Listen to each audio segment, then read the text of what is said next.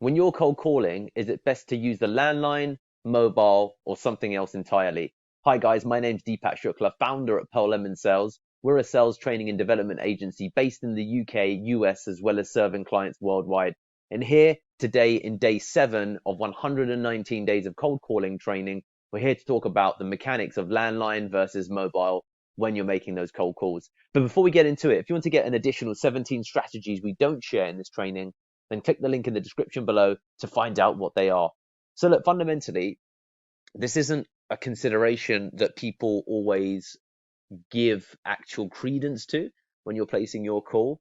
And I'll walk you through just some of the things to consider that will raise this to the level of consciousness to you. So here in the UK, and this will apply to any region, generally, depending upon where you are, we have mobile numbers, which typically begin with 07. We have landline numbers, which are based upon region. So in the London, it'd be 0207. The older ones were 0208. We have toll numbers, which cost money. I think they're 0845. We've got helpline numbers, which are 0800. And then we've got, I think, another class. I wouldn't know what you'd qualify them as, but 03 numbers. So these are the different types of numbers that you can get. And depending upon who you're calling and how your mobile or number is likely to appear on their device, it is an important factor in thinking about, what's happening. So if I receive a call, as an example, from a mobile, I typically think that it's someone who's individually calling me from their mobile phone, and therefore I'm much more likely to pick up. If I receive a number from a 0207 number, because I'm based in London, I tend to think that, well, this is an office based in London.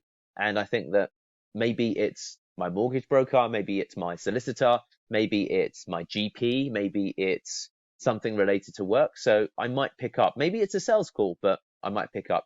If it's a 0845 number, then I tend to think it's someone who's masking the number or a contact center of some kind.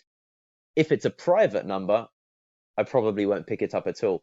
Now, the reason I'm going through these mechanics, and there's probably more that I've missed, right, is that, so for example, an international phone number, then sometimes I'm curious. And depending upon where the international number's from, if it's a number based, for example, from India or Pakistan, I'm more likely to think it's an outsourced contact center who want to call me to sell me a service of some kind. And then there's also apps these days on your mobile that can tell you whether a number has been reported as spam. And that gets sent back to the telecoms provider, who then, I think, blacklists that number. And some numbers just, don't therefore go through. So there's all of these variations. And that's really important when thinking about when, or not rather when, but, what number you're going to use to place your outbound call. So if you've got a load of numbers that are direct dials, so what I mean by that is if you've got, for example, a law firm you're calling in London, and the contact numbers you've got tend to be someone's direct office number, then that means that it's quite good, probably because it's the legal space, to call using another landline. That's, for example, layer number 1. Layer number 2 is that if you're calling people's mobiles, then like attracts like, and it's better to call from another mobile. Now, here in the UK, you can't determine where someone is regionally based upon the dial code for mobile. So it's 07, and that could be someone in Land's End or John O'Groats in Glasgow or Cornwall. It could be someone from anywhere up and down the country. When you've got a 0207, a 0208, I know that person tends to be, for example, from central London. If it's 01895, which is the dial code that, is my family home's first part of it, I know typically the area that that person's from.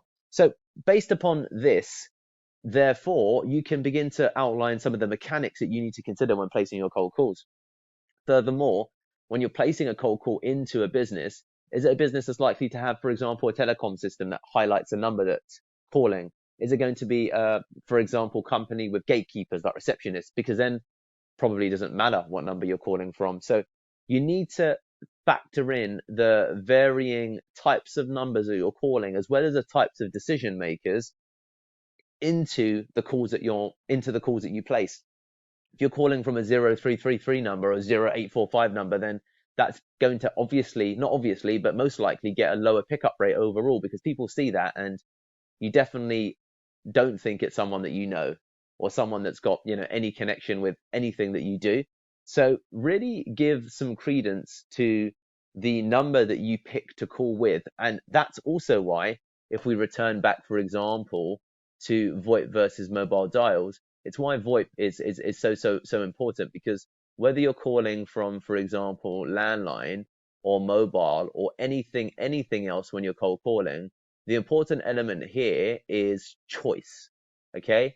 Now, choice will determine fundamentally the strategy, because if you're calling, for example, Glasgow, find out the local dial code for Glasgow and then present yourself as a locally based business when you're actually making and placing that cold call.